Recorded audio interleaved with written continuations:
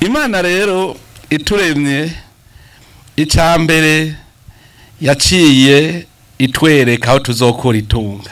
Nta numwe Imana itaremanye itunga. Aha mwese murarifise. Nagiye wigaye. Aha mwese murafise itunga. Aba bana batoye bacaye bazango najewe. Aha mwese murafise itunga. Umwe wese niyumvire ikiguzi ciwe cabanya kwatunze.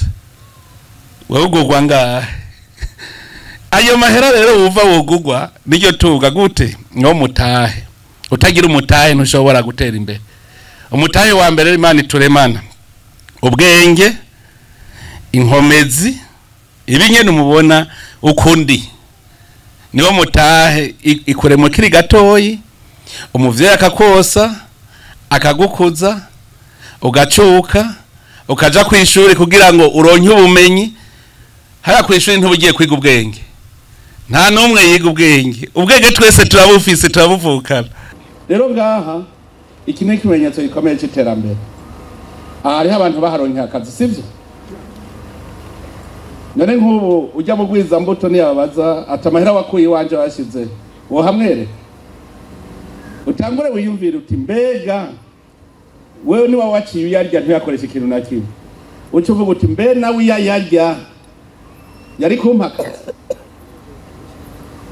Igaza muri bazo tubazo rero uti nawe iyaca yarya nari kuronka akazi.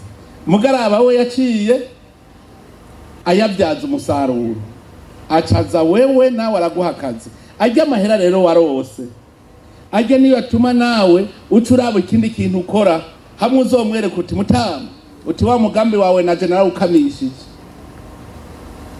Irango aha muca mwumva mwebwe bagwiza mbuto, muca mwumva mwebwe bagwiza tunga, mwebwe mwese mufise imitahe ingene mushobora gufasha mu guteza imbere igihugu. Nuko uguma urondera igikorwa kugira n'utarafise umutahe awuronke. Ico ituma kizira kwicarika ubwenge dufise ahangira ngo duca tubitegera neza. Iyo habonetse abagwiza tunga batanu ku mutumba, inyuma y'imyaka 2 muzosanga ku mutumba hari abakize barenga 50 kubera abantu babiri gusa. Kubera bazo barabaha akazi. Umuntu rero afise amikoro kirazira kwicara tugume dukora kugira ngo twese duheze dutezanye imbere.